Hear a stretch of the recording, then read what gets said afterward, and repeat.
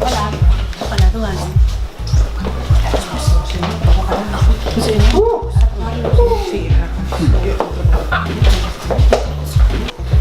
Perdona, ¿cuánto vale la entrada? Para vosotras gratis.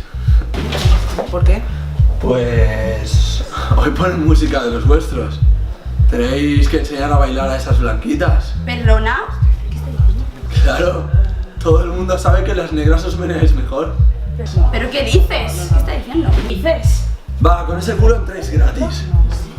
No vamos a entrar gratis. Lo que vas a dar gratis son las 3 hojas de reclamación. Por favor, ¿me las das? ¿Me las das, por favor? No tengo.